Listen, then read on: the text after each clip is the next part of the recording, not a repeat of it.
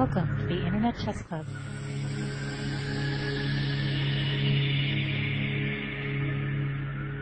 Checkmate. Okay, welcome everyone. This is going to be my second lecture that I'm going to do on ICC Internet Chess Club, and this time it's going to be on my most famous opening that I master in, the Smith Morra Gambit. The Smith Morra Gambit is the gambit in the Sicilian defense, where white plays d4. Instead of the usual knight f3 followed by d4, white plays d4 right away. Now opponent might think, would that be a good move? Well, what if c takes d4? Now the natural response is queen takes d4, but now we always teach beginners not to develop their queen too early. This is probably the primary reason why most beginners would not want to play d4, because it lets your queen out too early, and most importantly, now the knight can develop and chase the queen around and gain a tempo. See, after knight f3,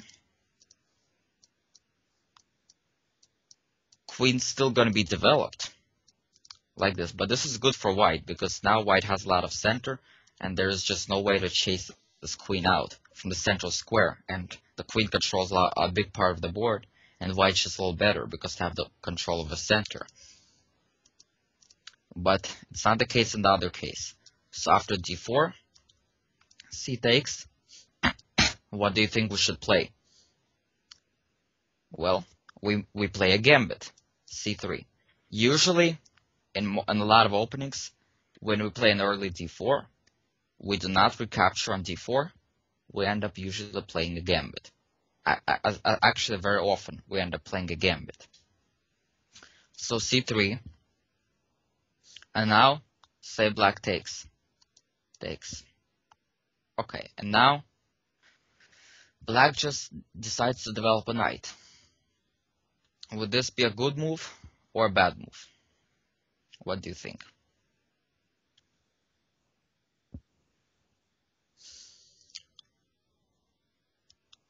Well, the natural instinct is to just keep developing pieces. Knights before bishops, like knight f3 would be a logical move. However, if you look a little more carefully and you see how the pieces are placed for black and for white, we realize that white has a much better move. What if white plays e5? All of a sudden, knight can't go here, can't go anywhere. The queen controls these ones, and the only square is knight g8. And all of a sudden, we have a lot of tempos gained. And now we're much better because we have a pawn in his territory, which is always very important, because then we get a big advantage. The position is tight for him, and we just keep developing, put pressure, and black has a very hard time developing because the knight can't come here anymore. Can't. This is not, knight h6 is not good, so, white's better. So what black has to make sure is that before knight f6, they should play d6, right? Because otherwise, e5 will be an annoying move. Now, in the Smith Morra Gambit, this e5 move is one of the key moves you want to make, because if you play e5, if you end up playing e5, pushing the knight back or putting other kinds of pressure, it gives black a very hard time because the pawn is in his territory, and if there's no good way of dealing with it, white's going to be much better. So in Smith Morra, whenever you play it for white, you have to always think when you're playing black, can white play e5? And if they can, you want to try to make a move that will not allow it, in the best case. Now in this case, it looks like e5 is not that good, right? Because black has 1, 2 attackers, 2 defenders for the square, and white has only 1 attacker. So it looks like it loses a pawn. So what do you think? Did we prevent e5? Well, first of all, if white just castles, black can play e6, bishop e7, castles.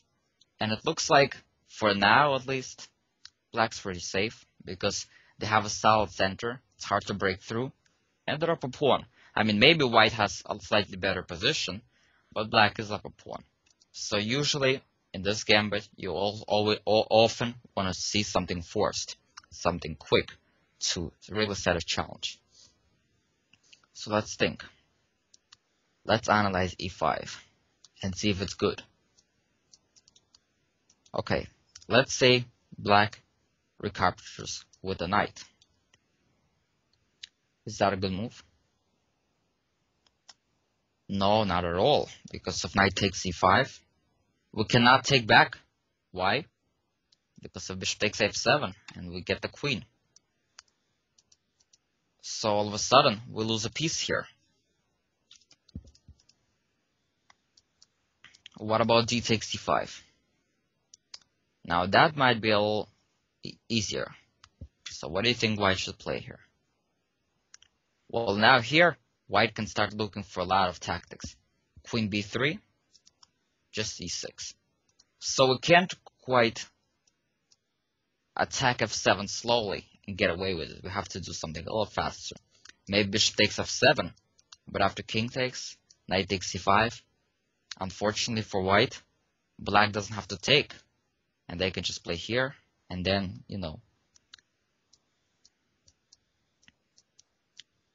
black's fine. Black shows up a piece, and white has nothing.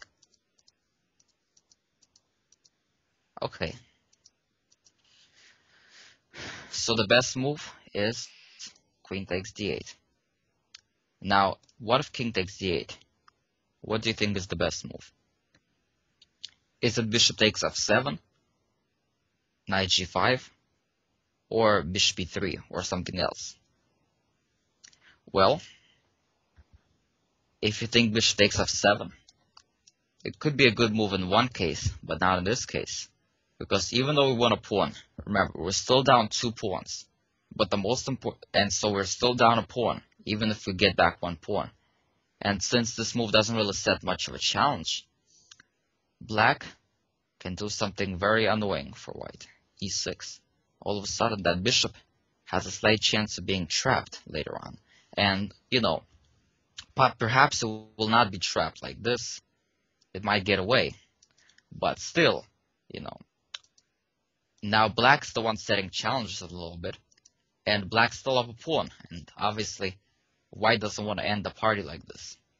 So white has to make sure they set more challenges and play a very good move, knight g5. Because we realize now, we have 2 attackers on this pawn. No defenders. So that means even if you try something king e8 or bishop e6, it will not help us. For example, king e8, we can just take. And obviously we're attacking this, so bishop e6, we just take. And then we play knight f7, get the rook. So as we see, we cannot really defend it in a good way. And all of a sudden, our rook is attacked. So all of a sudden, the best move is king c7. So not only it gains a tempo with winning a pawn, but look what it does to the king. Check again. If king d7, bishop e3, and then we check again, and that's going to be close to mate. If king b6, also very close to mate. a3, followed by b4, very close to mate. So the only move is king b8. And now we have a pretty solution to all of this. We have winning move. Let's watch this carefully. Temporarily sacrificing a knight. Now we're not taking the rook, but instead we're threatening mate by pinning the knight. And the only way to defend mate and the knight is play here. But now we'll get this rook for free. And let's count the material now. We're up in exchange. And look at the king and this rook and the bishop and the black bishop on f8. They're all doing nothing. And white can just come knight d4, knight e6, soon to win this bishop, and the game just absolutely lost. Down in exchange and terrible position, just terrible for black. So this is a very important position that we all want to make sure we know and feel comfortable with.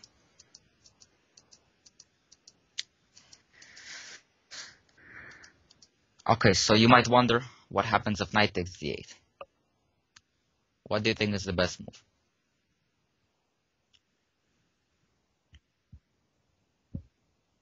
Well, if you think knight takes c5, well, in that case, black can just play a6 and then play e6 and then defend. I mean, again, the idea is white sacrificed the pawn on d4, so that's one pawn, and then they sacrificed on e5, so that's 2 pawns, 2 central pawns. So when you sacrifice 2 pawns, you have to make sure you do something very forced and quick, otherwise you'll end up with nothing. Just gaining back 1 pawn is not going to be enough. So in this position, unlike king takes d8, where you play knight g5, here you come from the other side. What do you think you should do? Obviously not knight d5 because of takes, but knight b5. Now black's in trouble. Knight c7 is a threat, and let's look at all possible defenses. What about knight e6? Well, now we use the popular theme called overloading. Actually removing a defender. As we see, this knight on e6 defends c7 square. So what should we do to that knight? Just take it and then check and win the rook. Or win this piece. What of bishop e6? Now bishop e6 might be a little tricky move because you're trying to take the bishop, trying to get something for that rook. And then trying to trap that knight in the corner so that you can end up maybe without material. Who knows? And you do not want to take like this because then we allow the knight defending. But in this case, all we do is just check, take the rook, and now key move knight takes c5, forking the bishop and the king. And now we're sure to be up material no matter what happens.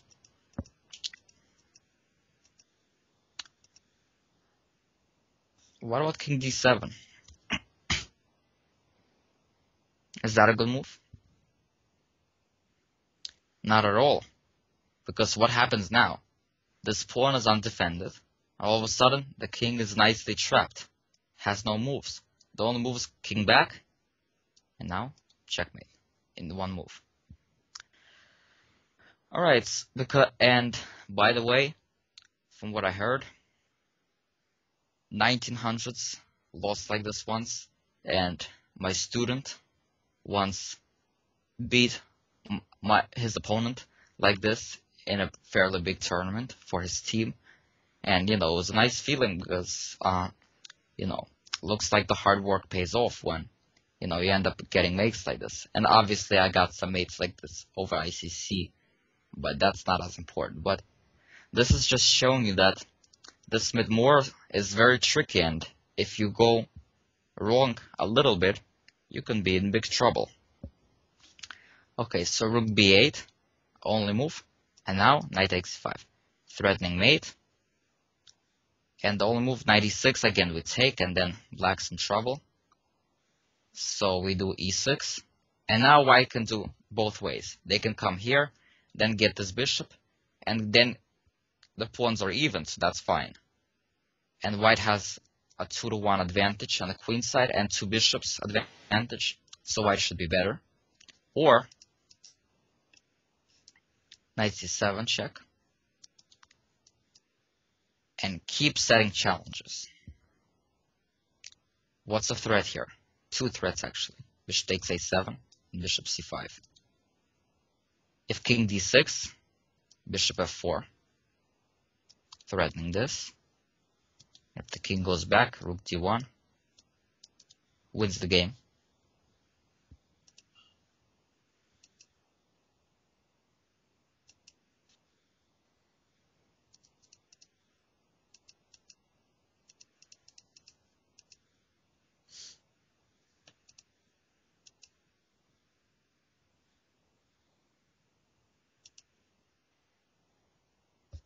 Okay, so king e7, bishop e3, And now the best move is b6 because that defends everything.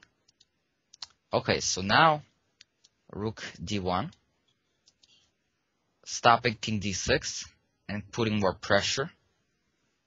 And now, black's in trouble because after rook b7, knight b5,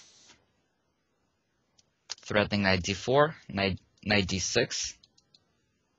And, black really feels uncomfortable here. You know what I mean? Very uncomfortable. And the king is still dancing around. Even though white's down a pawn, I'm sure most people will prefer to play this position out for black. Okay, so let's go back.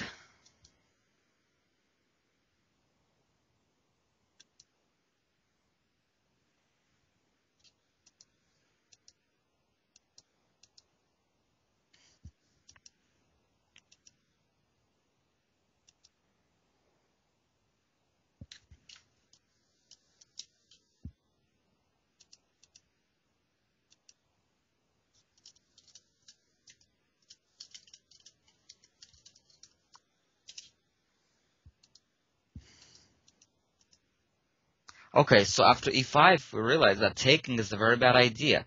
So all of a sudden we realize that after knight f6,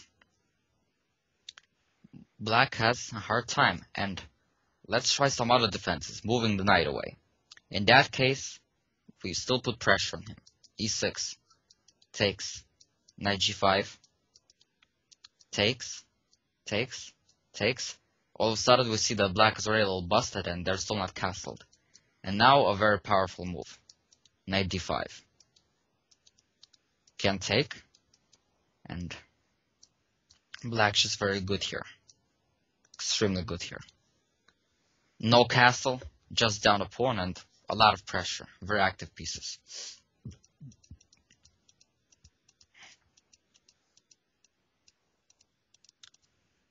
Knight d7. We have a move even powerful. Obviously, we can still play e6. That's a pretty common idea when the knight moves, but if you want, you can even take like this. Be a little more fancy. Now, black cannot take like this because mate is coming pretty soon.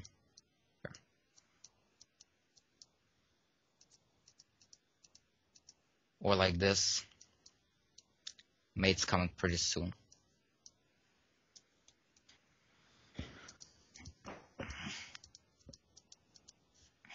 So king e8, only decent move. Or king g8, and now takes, queen takes, otherwise bishop takes, queen b3 check, winning that pawn. And now castle, and white's much better because king is in a bad position, and white just keeps setting challenges. And even though black's up a pawn, again, black has a lot of trouble. So as we see, a logical move, knight f6, looks like we defended everything.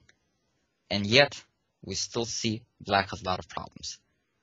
Whenever we see that a logical move, even following a few opening principles, not just one, not two, but a few, and still black has trouble in the opening out of this, that really means white tried very hard to set a lot of challenges and played very accurately. And that shows a sign of a good opening, good gambit.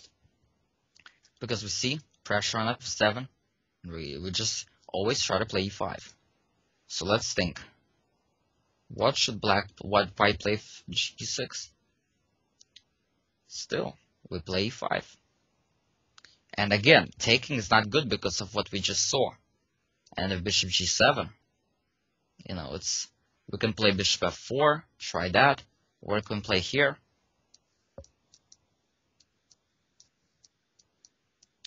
And, then castle, this pawn is hanging. White's still much better. Two bishops. But we can even play here. Now, play something like this. And actually put even more pressure. Or like this. And then just play here. And as we see here, white's down 2 pawns, but it's very hard to defend because We're threatening this, followed by bishop e6. If king moves, king e8, bishop takes f7. Knight g5 threatens. Very tough position.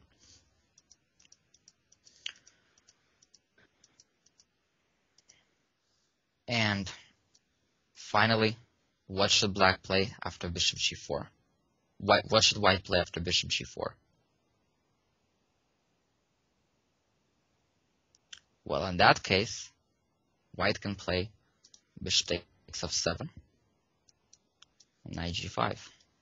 Common move. Every time you pin too early, this can happen. So every time you try to play knight bishop g4, it's preferred to be castled. You should be castled, preferably. And also, knight f6 should probably be played. And also, you can play queen b3 here, threatening this and this. So the key moves against bishop g4 are queen b3 and bishop takes f7, key ideas. And you have to really be careful with the f7 and the b7 square when you want to play bishop g4. That's very important if you want to decline a gambit, any gambit, not just Smith Morra. Now, let's say black plays just e6. Well, in that case, bishop c4 doesn't make as much sense because, as we see, f7 is already blocked. In general, you want to prepare for when black castles, so then you might end up playing bishop d3, and if you play e5, you put pressure on the h7 square. The important point is that if you cannot attack f7 anymore, if you know it in advance, usually your best square is bishop d3 for the bishop, because then you attack h7. That's why we always say the rule, knights before bishops, because you know you're going to develop knights in c3 and f3, and the bishops you don't know yet. And as you see after e6, you can make a better move. And as you see, d6 covers the c7 diagonal, h2, b8 diagonal, the c7 square, more or less. Whereas bishop f4, e6, bishop f4, now we put pressure here. And if d6, then you can play bishop c4. And from there on, you have a line. I mean, things can go either way. We'll go over that in part 2 of our Smith Morra lectures. But the point is, here you put a lot of pressure, and you have ideas like knight b5 coming up, e5, trying to stop d5, and control a lot of squares. Now, here's a trap, which you should always try to make sure you keep in mind of after bishop f4. Usually after e6, black, if they know the line, they end up playing knight e7, knight g6, this kind of line, to try to not play knight f6 because of e5, and try to get past that e5 move to not let them affect them. So therefore they play knight e7, knight g6 in the Smith Morra to try to stop that. Is knight g7 a good move here? Not at all, because look what happens. That's it, game is over. 2 threats, no defense.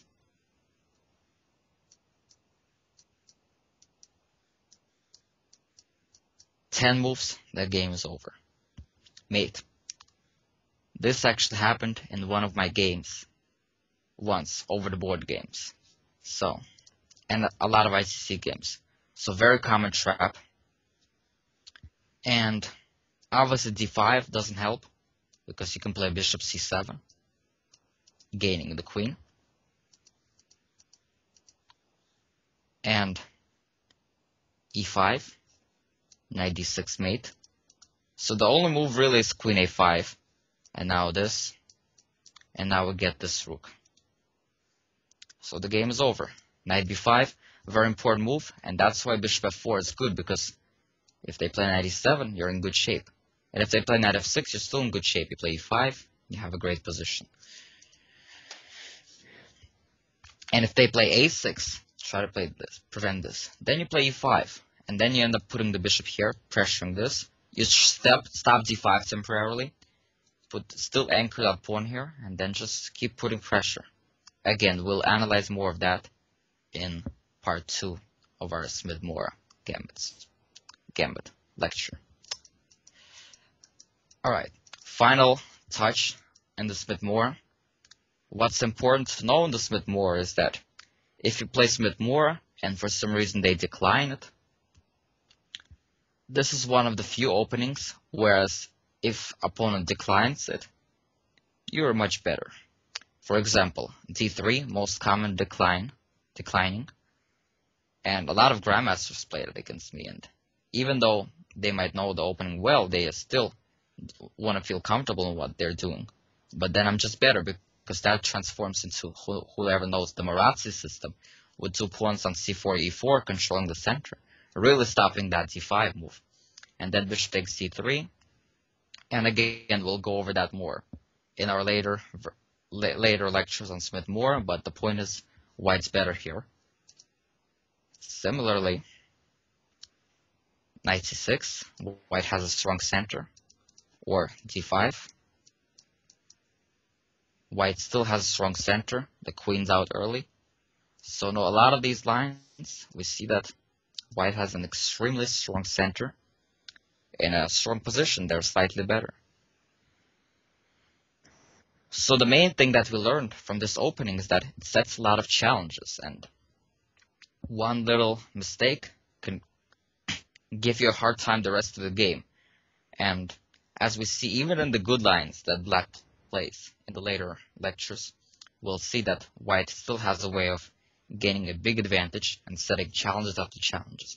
That's what's important, setting challenges after challenges and not letting black have a breathing room and just keep making the best moves and giving opponent a hard time. And obviously, if you know how to play, know the routines, it's much easier. For example, the main thing that we learned is e5 is one of the key moves in the Smith Morra, and we learned that the squares that we look for to try to pressure are c7, f7, and after they play e6 and castle, h7 is a square.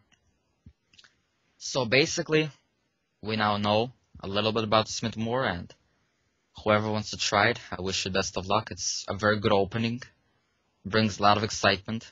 I started off fresh, and I just started playing it in tournaments, and all of a sudden, I kept analyzing and learning on my own, and before I knew it, I started winning big games in the Smith Morra.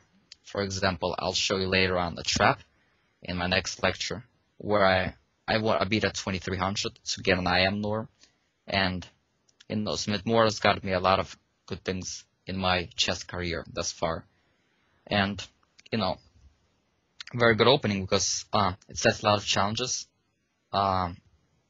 gives black no breathing room, gives black a lot of hard time.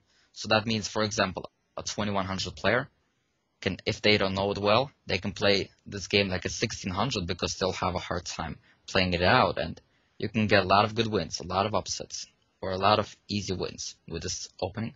And similarly, what's important is, just as important, is that when opponent declines, white has a great game. Okay, so thank you very much for watching this. I hope you all enjoyed it, and hopefully you'll all start playing the Smith Morra and start enjoying it more, and hopefully soon my new lecture will come up on Smith Morra part 2. This was part 1, and hopefully those who watched my lecture for beginners, they enjoyed it.